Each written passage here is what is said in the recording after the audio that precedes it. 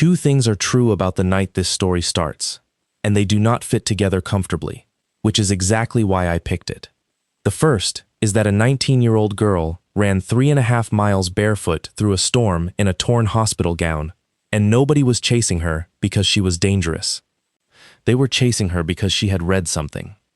The second is that the man who came to collect her was wearing a patch on his shoulder that a certain quiet mechanic in that county had earned in a place where people were dying, and had folded away in a drawer years before, along with most of his life. My name is Nathan, and I collect stories where the paperwork is the weapon.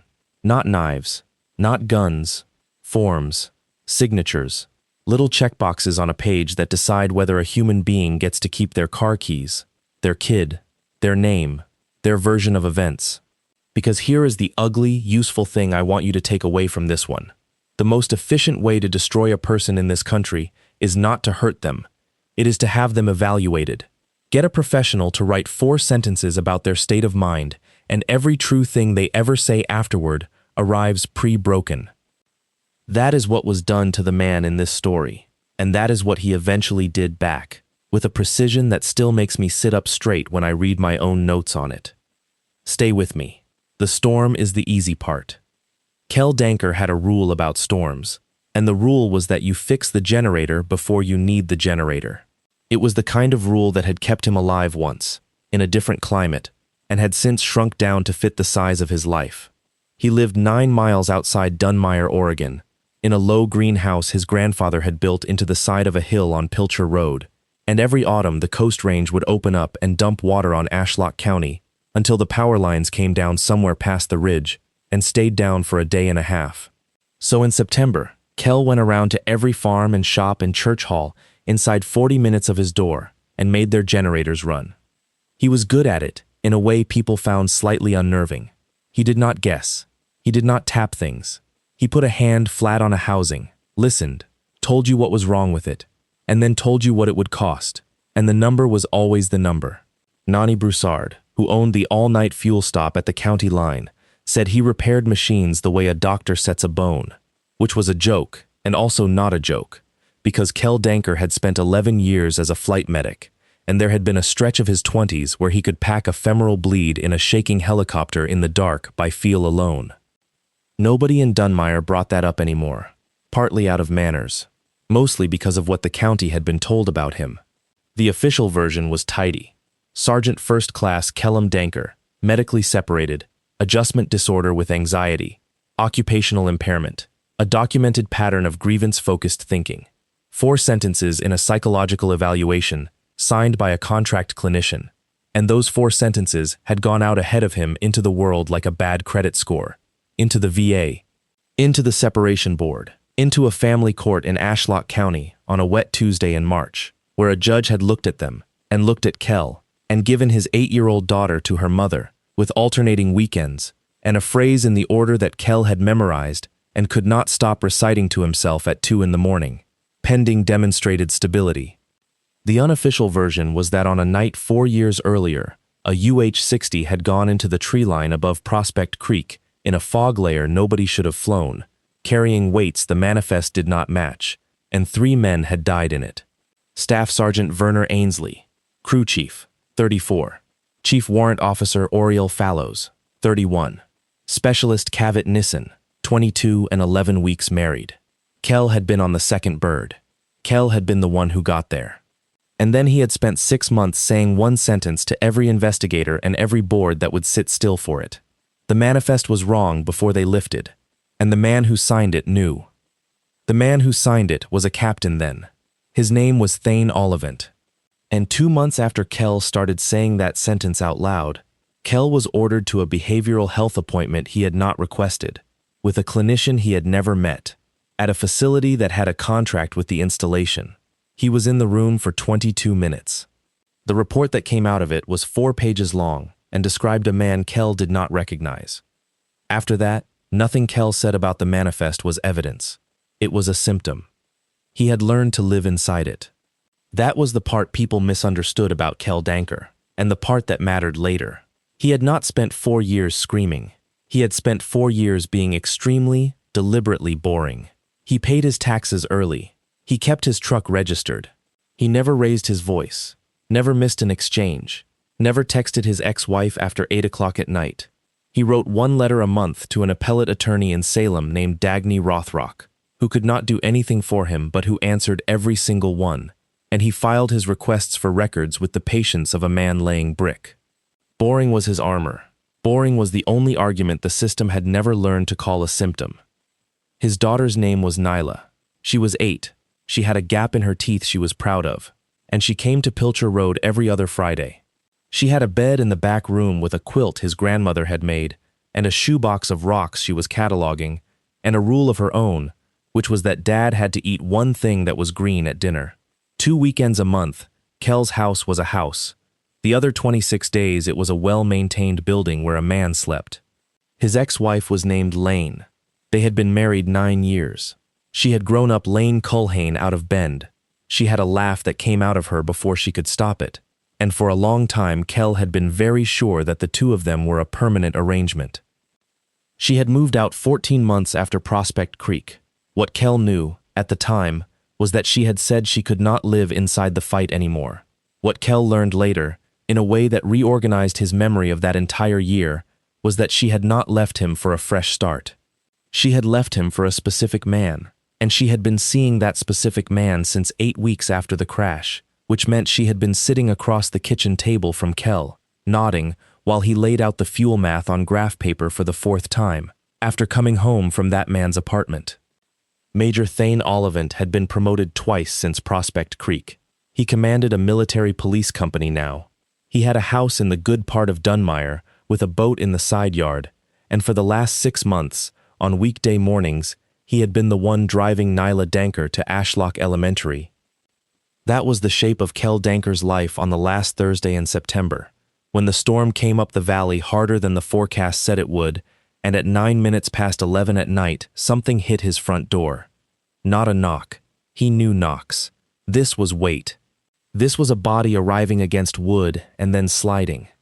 Kell was up out of the chair before he had decided to be, and the old wiring in him, the wiring that had never once malfunctioned no matter what 4 pages of paper said about it, went from asleep to loaded in the space of a breath. He did not fling the door open.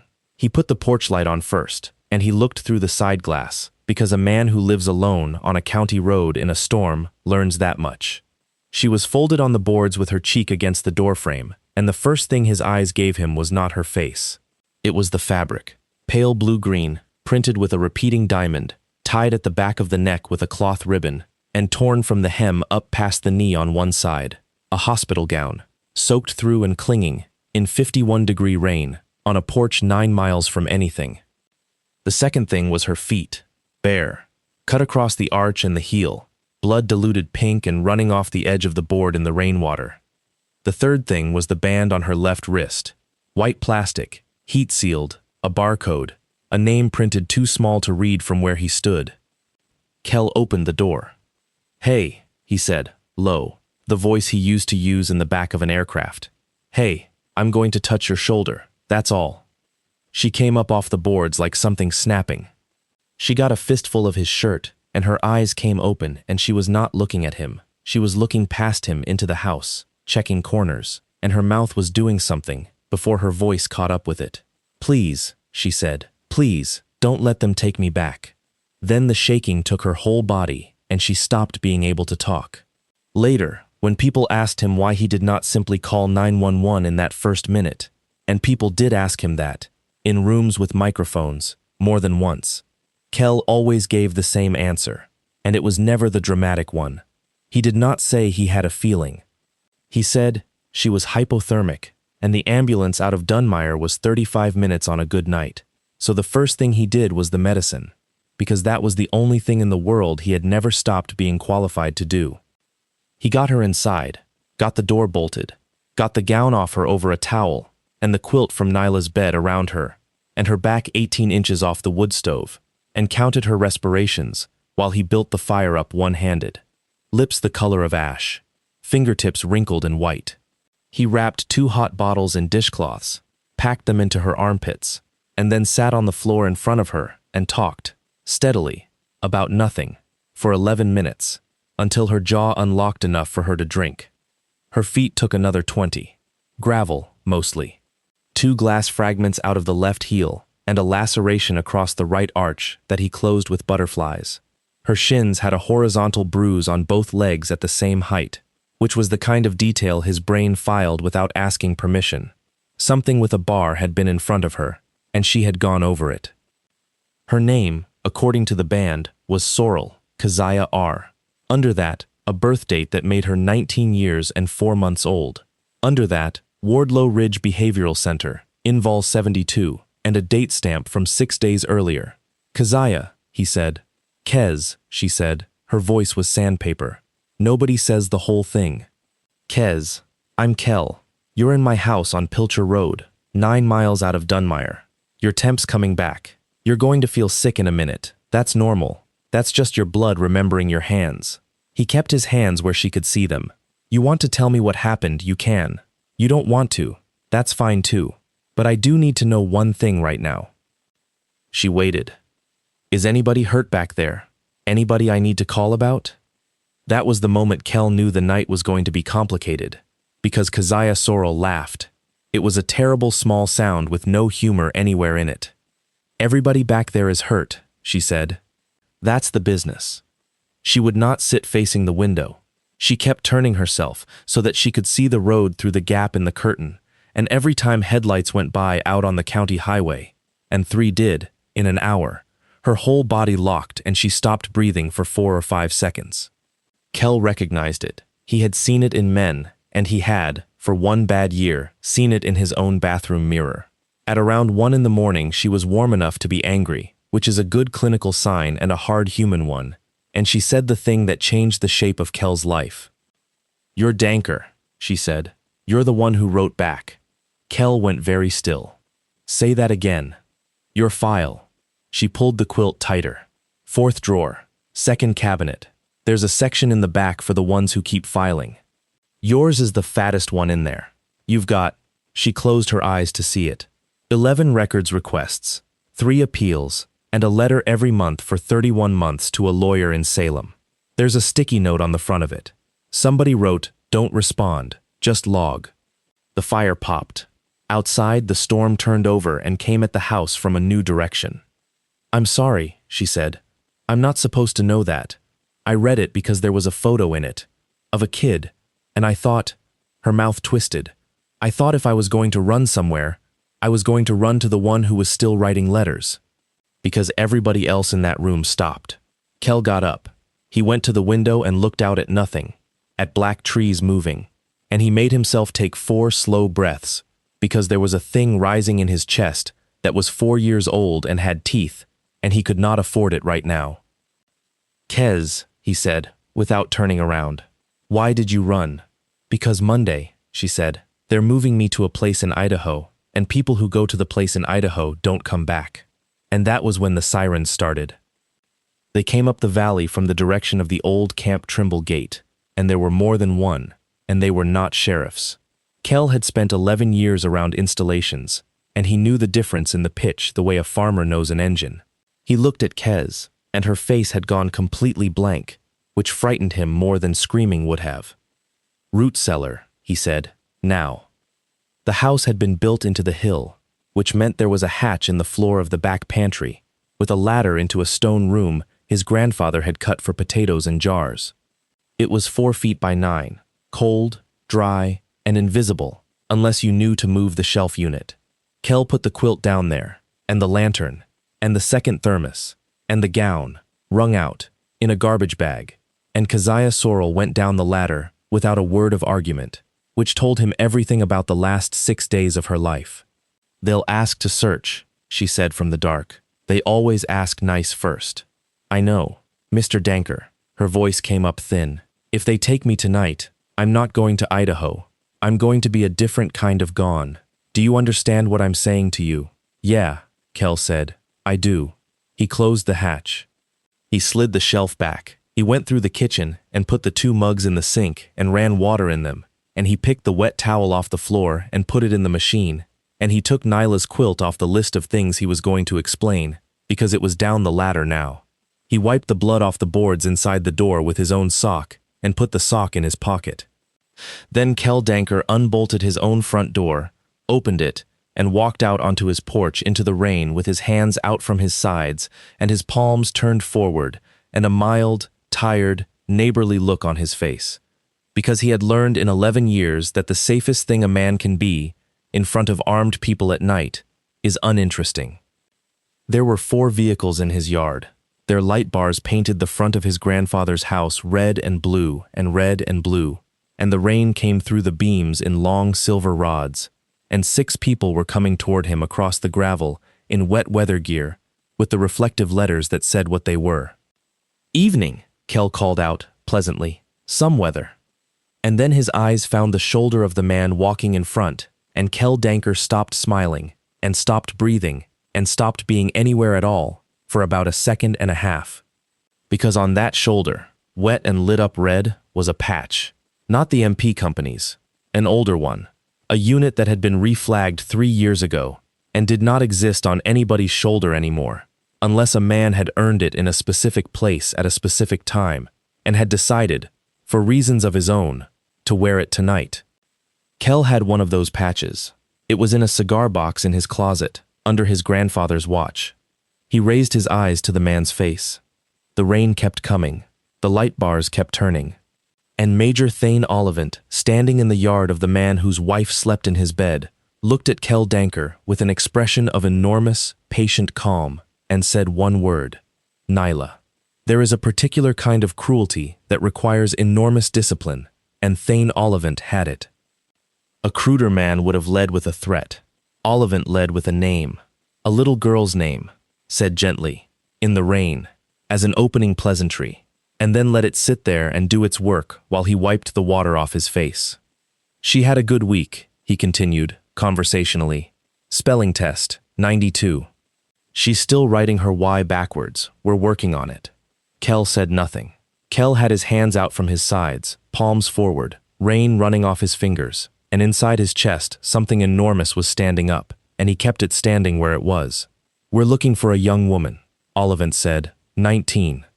"She walked away from a treatment facility about 4 hours ago, and she's not dressed for this.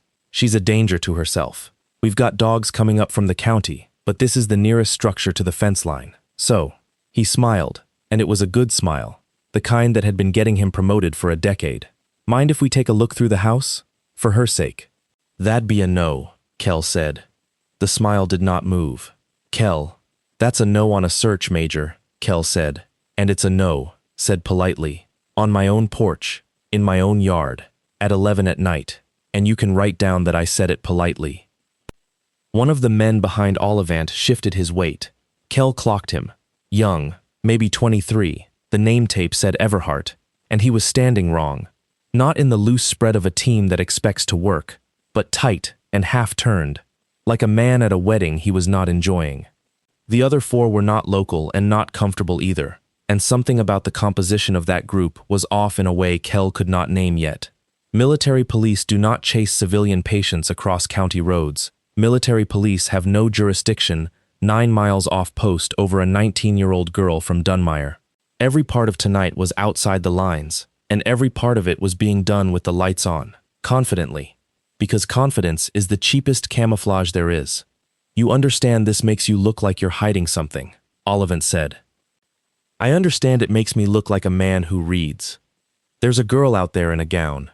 "Then I'd get to looking," Kell said, "instead of standing in my gravel." Ollivant let a long moment go by, and the rain filled it, and then he came up the 2 steps onto the porch so that they were 4 feet apart under the light, out of earshot of his own people, and his voice changed. It went quiet and almost warm, which was the voice Kell remembered from a tactical operations center a long way from Oregon. "You know what I've always liked about you, Danker," he said. "You never learn. 4 years, 11 records requests. A letter a month to a woman in Salem who bills you nothing, because there's nothing to bill for." Kell's face did not change. But somewhere behind it, a room went very cold, because there was no reasonable way on this earth for Thane Ollivant to know the number 11. "Lane says you've been better lately," Ollivant went on, calmer. She was glad. She'd hate for that to change right before a review. He put a hand on the porch rail, casually. "There's a hearing in 11 weeks. Pending demonstrated stability. That's the language, isn't it? It'd be a shame if between now and then somebody documented an incident. Obstruction, interference with a welfare check. A man out here alone, agitated, in the rain, refusing a search, while a vulnerable teenager freezes to death in the woods. He said it the way you'd read a weather report. That's a paragraph, Kell. That's all it takes. You know that better than anybody alive.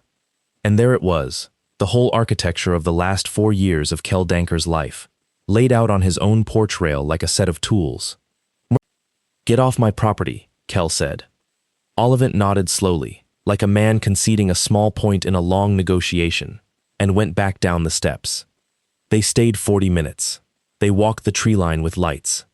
They put a spot on the barn and on the shop and on the back of the house, and one of them tried the shop door, which was locked, and stood looking at it for a while. Kell stayed on his porch in the rain the entire time and did not move and did not speak and did not go inside, because a man standing calmly in his own doorway is a photograph nobody can write a paragraph about. At 12:51 they left.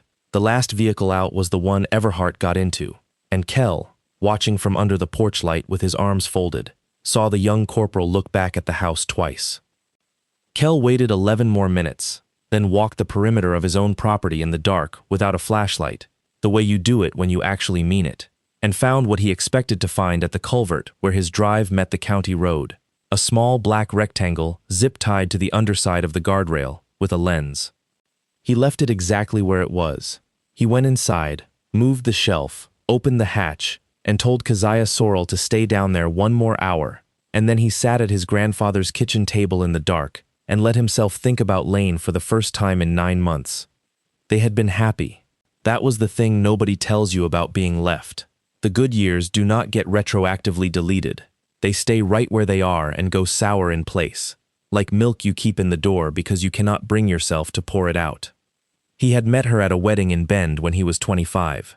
She had been on the fence rail behind the reception tent taking her shoes off, and she had said, without looking up, "If you're coming out here to be alone too, we're going to have to negotiate." 9 years, 2 deployments, a daughter born in Tacoma at 4 in the morning while a snowfront came in. And then Prospect Creek. Kell had come home from that hillside at 9 in the morning with 3 men's blood dried into the seams of his gloves, and he had not slept properly for a year. He knew what he had been like. He was not going to pretend otherwise, ever, to anybody. He had become a man with a folder. He had put the fuel math on graph paper on the kitchen table so many times that Nyla, at 4, had learned to walk around the table instead of under it. He had stopped asking Lane about her days. He had, in 100 small ways, moved out of his marriage a year before she did. But here was the part he could not file down. On the 8th of November, 8 weeks after the crash, Lane had told him she was driving to Bend to see her sister, and she had driven instead to a rented duplex on 6th Street in Dunmire that belonged to a captain named Thane Oliphant. Kell knew the date because it was on a page of a private investigator's report that Dagny Rothrock had eventually paid for out of her own pocket, out of what she called professional irritation. 8 weeks after. Kell had still been sleeping on the floor by the bed some nights because lying down flat brought the hillside back. Lane had been rubbing his shoulders in the mornings and driving to 6th Street in the afternoons. And on the 22nd of February, Lane Danker had signed a 2-page affidavit describing her husband's behavior in the home, and that affidavit had gone into the packet with the 4-page evaluation, and together they had made a judge in Ashlock County write the words "pending demonstrated stability." She had not done it because she hated him. Kell had thought about it for 4 years and had arrived, unwillingly, at something worse. She had done it because a calm, decorated, well-spoken officer had sat across from her at a kitchen table in a duplex and explained, kindly, that Kell was unwell and that the kindest thing, the safest thing for Nyla, was to get it in writing. She had believed a man who had killed 3 people with a pen, and she had believed him because he was warm, and Kell had stopped being warm. The clock over the stove said 2:14. Kell got up and moved the shelf and helped a 19-year-old girl up out of a hole in his floor and put coffee on. "Okay," he said, "tell me what Wardlow Ridge is." Keziah Sorrell had grown up 11 miles from that house. and had never once thought about the buildings at the end of the old Camp Trimble Road, because nobody in Dunmire did. The Army had drawn down the annex when she was in middle school. 2 years later, a company nobody had heard of leased the medical block and put up a sign with a pine tree on it, and hired locally, and paid $21 an hour to people whose alternative was the mill. She had taken the job at 18, 4 months after her mother's second marriage made the house on 6th Avenue unlivable. Night transport aide, which meant you pushed a wheelchair, you carried linens, you sat in the back of the van on runs, and you did not ask about charts. For about 5 months I thought it was a hospital, she said. She had her hands around the coffee and she was talking to the table. It looks like a hospital. There's a nurse's station. There's a whiteboard with everybody's name and a color. And then you start noticing the arithmetic. What arithmetic? How full it is. She looked up. It's always 71 to 74 patients. Always.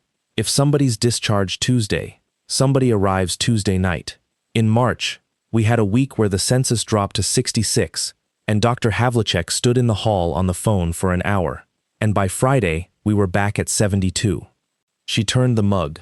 Hospitals aren't like that. Hospitals go up and down. That place had a number it had to hit. Kell said, quietly, because it bills per bed per day. That's the small money. Kez shook her head. I thought that was it too. It isn't. And then, in a kitchen on Pilcher Road at 2:30 in the morning with the rain coming off the eaves in ropes, a 19-year-old explained to a man who had lost 4 years of his life exactly how the machine had eaten him. It worked in 3 moves, and every one of them was legal-shaped. Move 1, the hold. In Oregon, as in most states, a person can be held involuntarily for a short period on the certification of the right professional, when they are believed to be a danger. It is meant to be an emergency brake. At Wardlow Ridge, it was an intake funnel, and the referrals came from a small, stable set of sources. A sheriff's deputy on the night shift, 2 ER physicians in 2 counties, a private security contractor, and a military police company at the installation 40 minutes north, which had a memorandum of understanding to transport credentialed referrals as a community support function. Move 2, the evaluation. Once you were inside, you were evaluated. The evaluation was the product. Kez had worked 11 months of nights and had watched perhaps 40 of them happen, and she said the thing that made Kell put his cup down. They're written before the interview, she said. Not always, but there's a stack. 3rd room on the admin corridor. Everybody calls it the annex, but it's a records room. There's a box file, 2nd shelf, and it's full of evaluation forms with Dr. Havlicek's signature already on them and everything else blank. 200 of them, maybe. They pull one, they type the body in after, and the date field gets filled in by hand. She looked at him. I've handed her the box. I didn't know what I was handing her. She said, grab me a green folder, and I grabbed her a green folder. Move 3, and this was where the actual money lived, was the guardianship. A person under an involuntary hold, with a fresh evaluation describing impaired judgment, is a person a court will consider appointing a temporary fiduciary for. Somebody has to pay their rent while they are inside. Somebody has to manage the benefits, the disability check, the settlement, the small inherited farm, the trust from a grandmother, the survivor's annuity from a father who died in uniform. That somebody, in 11 of the last 14 Ashlock County cases, had been a professional fiduciary service operating out of the 2nd floor of a law office in Dunmire, belonging to an attorney named Sten Quintrell. He's there twice a week, Kez said. He has an office at the facility. He has an office in a hospital. He brings pastries. Kell sat back. Kez, he said, who ends up in there? That's the part, she said, and her voice finally cracked. That made me start taking pictures. Because it was never random. Kez had spent 3 months building a list in the back of a paperback, and the list had shapes in it. 2 soldiers' spouses in the middle of custody fights. A 26-year-old whose father's death benefit had come through in April. A retired lineman who had complained about a county contract. A woman who told a state ombudsman that her mother's nursing home was falsifying staffing hours. Spent 9 days at Wardlow Ridge, 4 weeks before her deposition, and whose deposition was afterward characterized as unreliable. And in the 4th drawer of the 2nd cabinet, In the section for the ones who keep filing, a fat folder belonging to a medically separated flight medic in Ashlock County who had spent 4 years insisting a manifest had been falsified before 3 men died. "There's a page in your file," Kez said. "That isn't a medical page." Kell went very still. "Say more." "It's a routing sheet. From before your appointment. It has the referral source and a line for requested focus." She swallowed. "Yours says, grievance fixation / credibility. It's dated 2 days before you were seen." She looked at him with her jaw set. "They knew what the answer was before you walked in the door. That's not a doctor. That's a print shop." For a long moment, Kell did not move at all. Then he got up and went to the sink and stood with both hands on the edge of it and breathed. 4 years of being told that the fight itself was the illness. 4 years of a family court judge saying the word stability like a man setting down a stone. 208 weekends he had not had. His daughter learning to ride a bike on a street he did not live on, with a hand on the seat that was not his. And a piece of paper, in a drawer, 11 miles away, that said out loud what it had been for. "Where are the pictures?" he said. "That's the problem." Kez's mouth twisted. "My phone's in a locker in the staff corridor. When they made me a patient, they inventoried my stuff. Wallet, phone, keys, into a numbered bag. It's in the property room behind the nurse's station." She rubbed her eyes with the heels of her hands, suddenly, violently tired.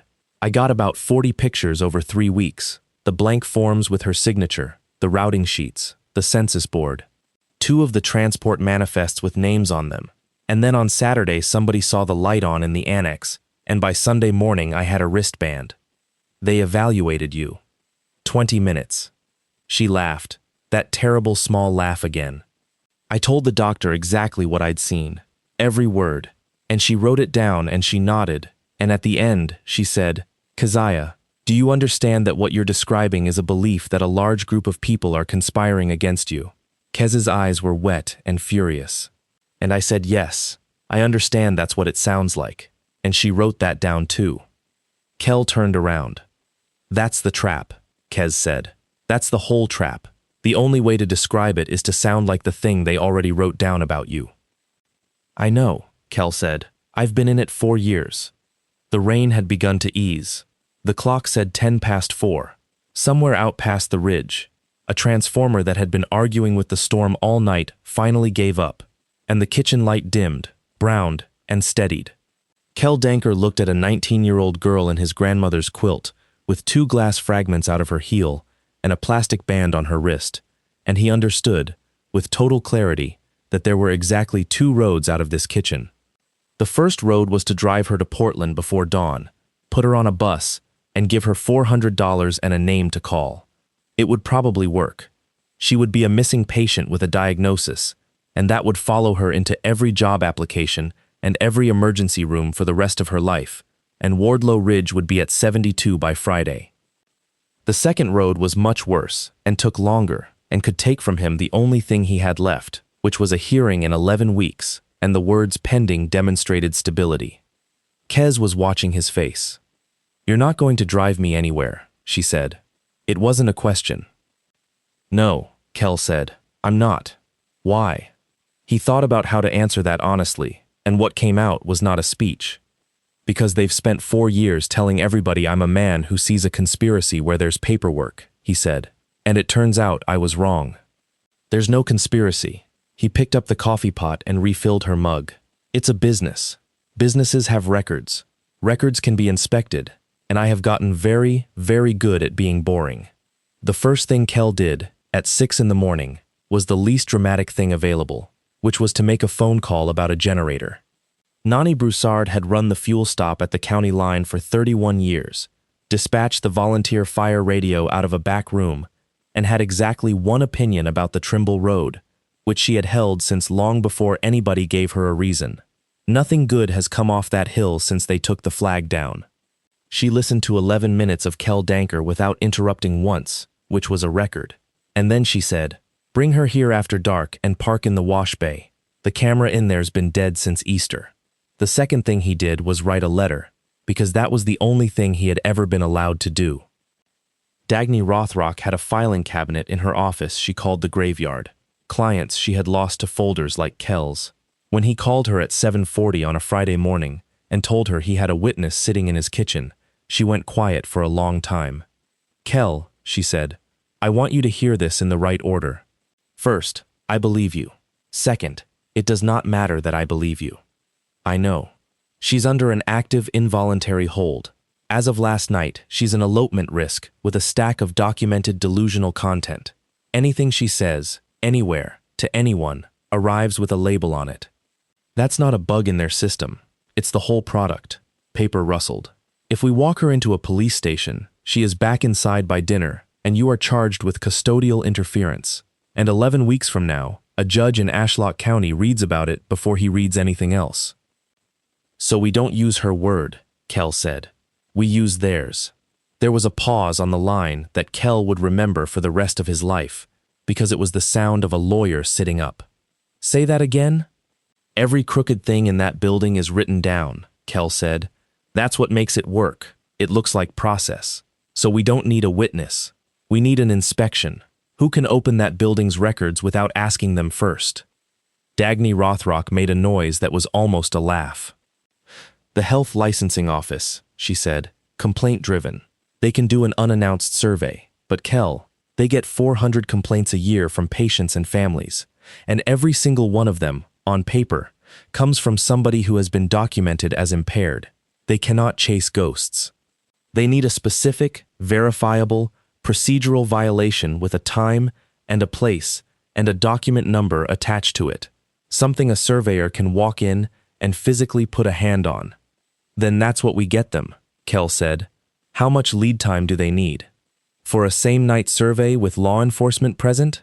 She thought, 24 hours, and a reason so good that a state investigator will put her name on it. Her name turned out to be Jimena Orsini. She had been a surveyor for 19 years, and she agreed to sit in a booth at a diner in Dunmire on Saturday morning for one reason. Because Dagny Rothrock said the words "pre-signed certification forms" on the phone, and in 19 years, Jimena Orsini had heard a great many allegations and had never once been able to prove that one. She listened to Keziah for 40 minutes with a legal pad she never wrote on. "I want to be honest with you both," she said finally, "because it's kinder. What you've described is the single hardest thing in my job to establish, because the forms only look wrong at the moment they're used. Sitting in a box, a signed blank form is a filing practice problem. $9. A letter of correction." She laid her hands flat. "What convicts is the sequence. If I can document a certification that was signed before the examination it certifies, same night, same building, timestamps I can trace, that's not a paperwork issue. That's fraud on a court, and it opens every other file in that building. So you need to catch it happening," Kell said. "I need to catch it happening," she agreed, "on a night when I have lawful reason to be standing there." They ate. Nobody said the obvious thing for a while. Then Keziah Sorrell, 19 years old, with butterflies on her right arch and a bruise across both shins, put her fork down. "They only ever do a live intake for one reason," she said. "When somebody gets brought in after hours who wasn't scheduled, that's when the box comes out, because there's no time to do it properly." Jimena Orsini looked at her for a long moment. "And who," she said carefully, "brings people in after hours?" Kez looked at Kell. "His unit does," she said. "It fell apart on Sunday, the way these things do. Not with a bang, but with a knock." At 11:20 in the morning, an Ashlock County Sheriff's deputy came up Pilcher Road with a piece of paper, and the piece of paper was not a search warrant. It was a petition for temporary guardianship of Keziah R. Sorrell, filed at 8:04 that morning, with a hearing date on Wednesday. The petitioner was her mother. The proposed fiduciary was a professional service on the second floor of a law office in Dunmire. "Somebody drove out to my mom's yesterday," Kez said. "She was standing in the middle of the kitchen, holding the paper with both hands. Somebody sat at her table and told her I was sick and that this was how she helps me. She was not crying. She looked 90 years old. She'll have believed it. She always believes the calm one." Kell took the paper out of her hands, read it twice, and put it face down on the counter. "Wednesday," he said. "Wednesday," Dagny confirmed. on speaker, which means Tuesday night is the last night anything can be found in that building without a court telling them we're coming. At 4:30 that afternoon, Kell's phone rang with a number he had not answered in 9 months. He sat with it in his hand through 4 rings. "Kell," Lane said. Her voice was wrong, thin, flattened, the way it got when she had been holding something for hours. "Is she at your house?" "Who's asking me that?" "Lane. You or the man in your kitchen?" A long silence. In the background of the call, faintly, a boat trailer creaked in a side yard. "He came home Thursday at 2 in the morning, soaked to the skin," she said, "and he sat on the edge of the bed in the dark for about an hour, and he didn't say anything.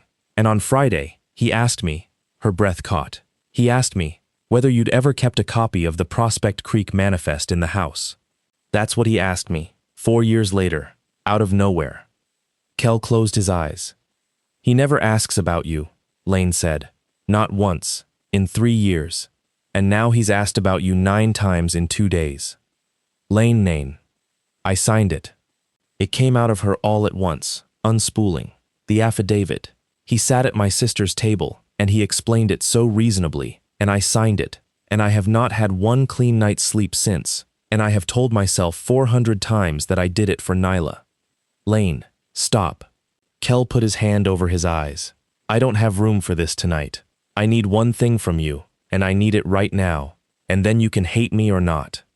"What?" "Where's Nyla this week?" "With my mother in Bend, since Thursday." "Keep her there," Kell said, "through Thursday next. Tell your mother it's the flu. Tell her whatever you want, but do not bring her back to that house this week." He could hear Lane start to ask why, and then he could hear her decide, for the first time in 4 years, not to. "Okay," she said. Kell hung up and stood in his grandfather's kitchen and understood that the clock had just started, because a man does not ask his girlfriend about a 4-year-old manifest unless he has recently begun to worry about it. Which meant there was something about that manifest that Thane Ollivant had never stopped being afraid of, and Kell had spent 4 years assuming there was nothing left to find. Roselle Ainsley lived in a yellow house in Toledo, Oregon, with a windsock in the shape of a fish and 4 years of her husband's things in the second bedroom. Kell had written to her twice, early on, and had stopped, because both letters had been about the manifest, and neither had been about Werner, and he had realized what he was doing and had been ashamed of it. He drove out on Monday morning, with no plan except to apologize for that. She made him eat a slice of coffee cake before she would talk about anything. "He talked about you," she said eventually. "He said there was a medic on the other bird who did his checks out loud so everybody could hear them, and it drove the pilots crazy, and Werner thought it was the funniest thing in the world." She smiled at the table. "He liked you." Then she looked up. "He knew, didn't he?" Kell did not answer right away, because it was the question he had carried up a hillside and never put down. "I've thought so for 4 years," he said. "I've never been able to show it." Roselle Ainsley got up and left the room, and Kell heard a closet door and a stepladder, and after a while she came back and set a shoebox on the table between them, and inside the shoebox was a wedding ring, a laminated ID, a folded flag certificate, and a phone in a black rubber case with a crack across the corner. "They gave me his effects in November," she said. "I have never once turned that on. May I?" "I don't know," she said honestly. "Are you going to be careful with him?" "Yes, ma'am." It took 2 hours to find the right charger, and 40 minutes for the battery to come back from 4 years of nothing. The lock screen wanted a code. Roselle tried their anniversary, then her birthday, then said, "Try 1111, and her mouth went crooked, because he thought that was hilarious. And the phone opened. The camera roll was almost entirely dogs. Then, in a run of 11 photographs taken between 0521 and 0533, on the morning of the flight, there was a hangar floor, and a pallet, and a scale readout, and, held flat on a workbench under a shop light, photographed 4 times from slightly different angles the way a careful man photographs a thing he intends to be believed about, a weight and balance sheet. Kell had seen the official copy of that document more times than he could count. He had it memorized. He knew the numbers on the version that had gone into the investigation file. These were not those numbers. The gross weight on the sheet in Werner Ainsley's photograph was 1,140 pounds higher than the version in the file. The fuel load was different. The center of gravity fell outside the aft limit, and down in the corner, in the box for the reviewing officer, were 3 initials in blue ink that Kell had watched a captain scrawl on 100 documents in 18 months.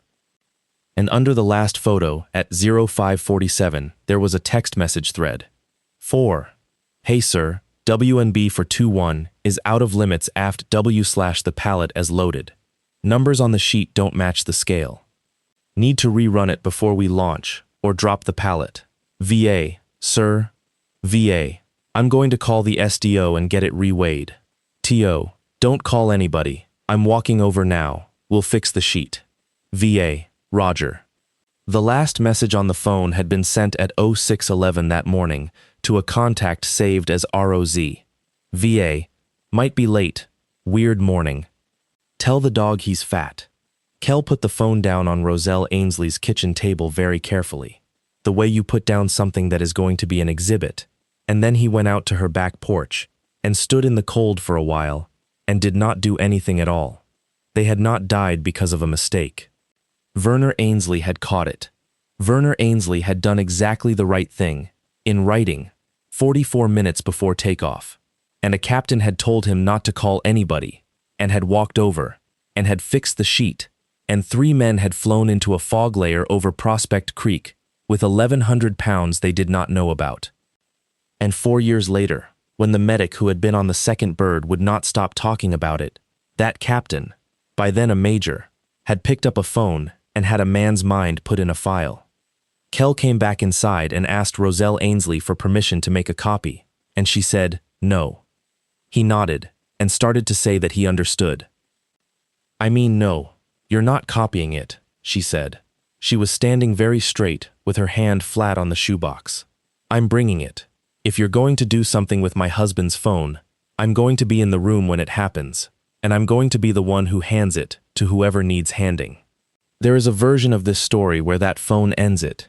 It does not, because a 4-year-old photograph of a document is a criminal case that takes 18 months, and there were 71 people asleep in a building on the Trimble Road, a hearing Wednesday morning that would hand a 19-year-old's life to a fiduciary service, and a box of pre-signed forms that would be in a shredder the moment anybody official said the word inspection out loud.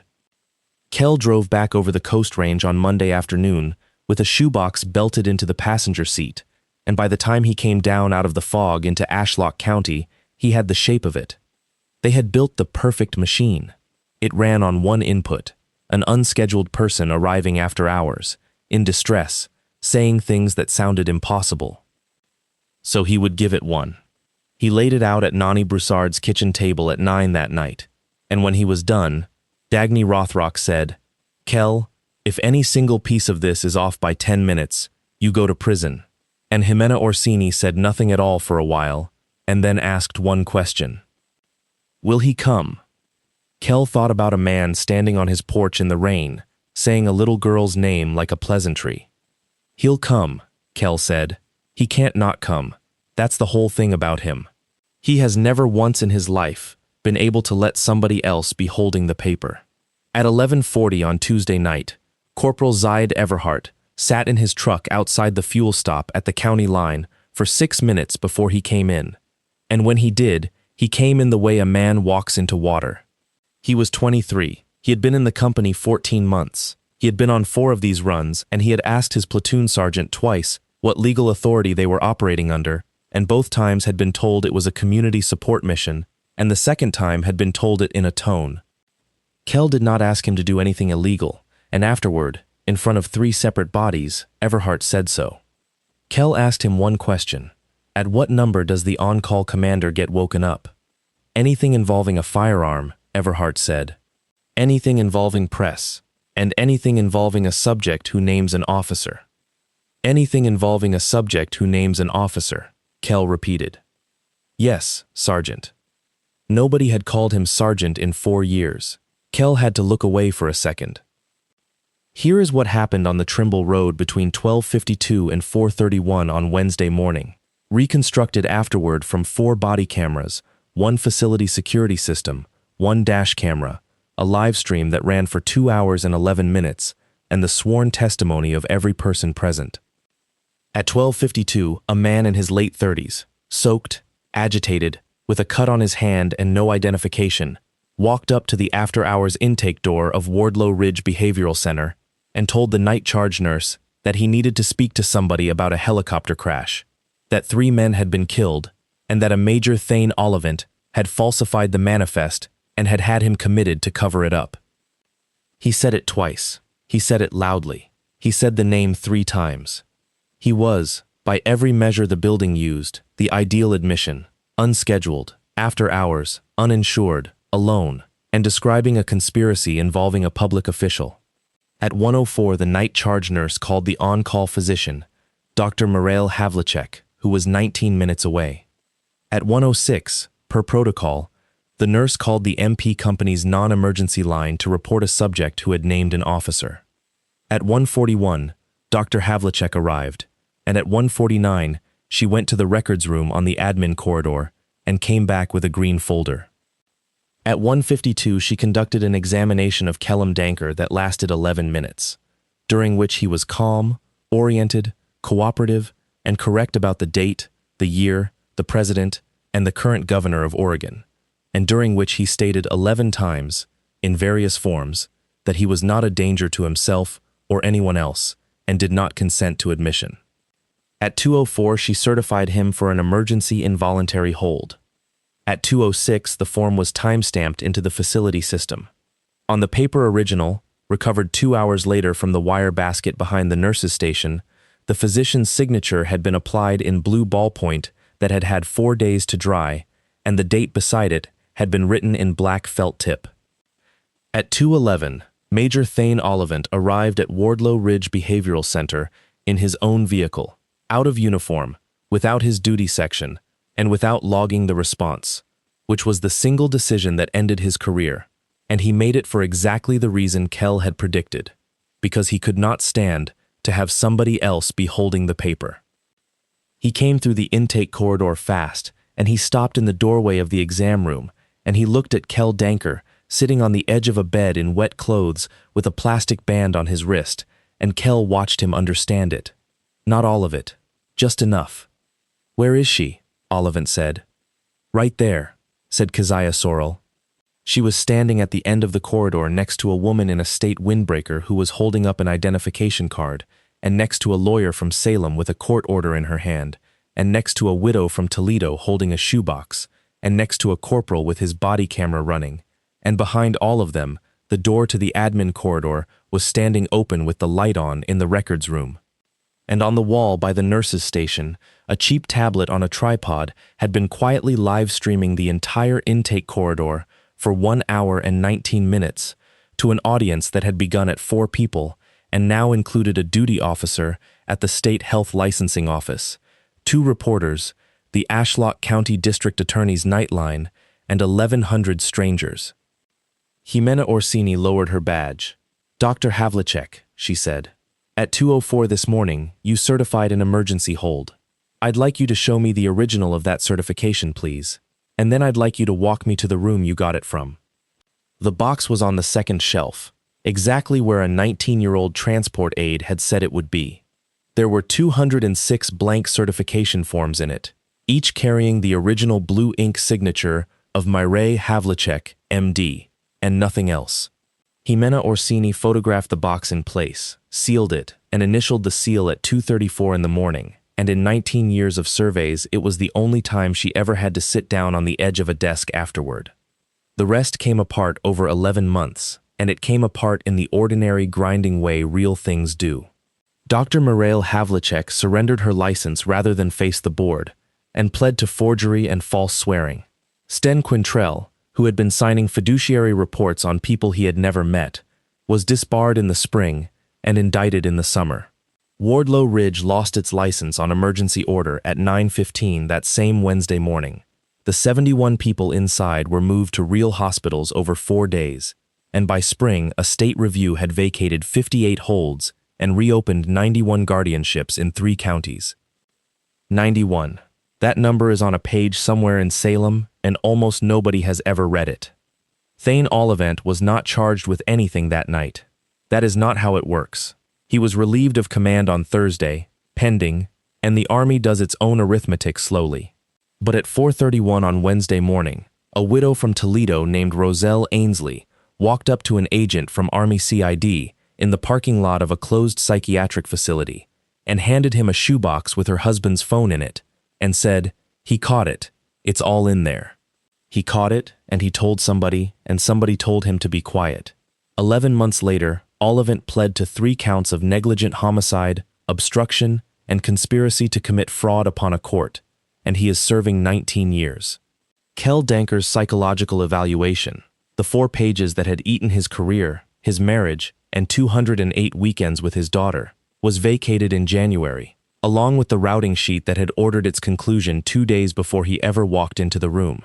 In March, a judge in Ashlock County read a very different packet and struck the phrase "pending demonstrated stability" out of an order and said, on the record, that he wished to apologize to Mr. Danker, and Kell said, "Thank you, Your Honor," because that was all there was to say. Nyla came home to Pilcher Road that Friday with a shoebox of rocks and an opinion about dinner. Lane testified. Nobody made her. She sat in a courtroom in April and described, in a level voice, a duplex on 6th Street 8 weeks after Prospect Creek, and an affidavit at her sister's kitchen table in February, and what a calm man had said to her to get it. Kell has never told anybody whether he forgave her, and I have decided that is nobody's business but his. What is a matter of record is that they now do the school pickup rotation without a lawyer in the middle of it, and that Kell says the word Lane in front of his daughter the way you say the name of a person, not a wound. Keziah Sorrell's hold was vacated, her mother's guardianship petition was withdrawn, and her diagnosis was expunged. She lives in Salem now. She works, of all places, in the front office of an appellate attorney named Dagny Rothrock, and she is 2 years into a paralegal certificate, and she keeps a list. It is not in the back of a paperback anymore. It is a real list, in a real database, of every person in 3 counties who was held at Wardlow Ridge, and she has personally reached 44 of them, and 11 of those 44 had no idea their guardianship had been vacated because the notice had gone to the fiduciary. And there is one more thing, and Everhart is the one who told it, so I believe it. At 4:12 on Wednesday morning, while the state was sealing a box and the CID agent was still on the phone, Thane Oliphant was sitting in the back of a county vehicle in the lot with the door open, and Kell Danker walked past on his way to Nani Broussard's truck and stopped. Oliphant had spent 4 years being extraordinarily good at the last word. He looked up at the man whose life he had rewritten, and whose wife he had taken, and whose daughter he had driven to school for 6 months, and he opened his mouth. Kell held up one finger. Then he said one word, the name of the girl they had tried to turn into a diagnosis, so that nobody would ever have to hear her. Sorrell. And he walked away, and left the last word lying there in the parking lot, and did not look back at it. So here is what I keep turning over about this one. I went into it expecting the villain to be the helicopter. 3 men dead, a falsified sheet, a captain who said we'll fix the sheet at 5:47 in the morning.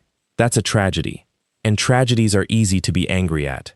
But what stuck to me is a routing sheet with a line on it that said requested focus, filled out 2 days before anybody examined anybody. Somebody had a printer, and a coffee, and a lunch break, and typed grievance fixation into a box about a man they had never met, and then went home.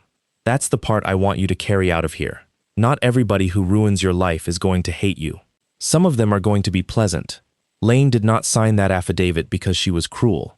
She signed it because somebody calm sat across a table and told her that the sane response was the sick one, and because Kell, in that season, was not calm and could not be. Warmth is not evidence of anything. It is a temperature, and it is very often the exact tool being used on you. And the other half of it, the half I actually love, Kell Danker did not win that fight by being loud. He won it by being unbearably, relentlessly boring for 4 years. A letter a month, a records request, a truck registration kept current, an exchange never missed, until the day he had somewhere to point all that patience. They spent 4 years documenting a man who could not let a thing go, and then they got exactly that man, at 12:52 in the morning, at their own front door, on his terms. If you are in the middle of one of these right now, and every honest sentence you say gets used as proof of something, I know how hopeless that arithmetic feels. Do the boring thing anyway. Keep the copy. Write the letter. Date it. The machine is made of paper, and paper cuts both ways, and it has no idea whose hand it is in. That's the story. Take care of the calm ones.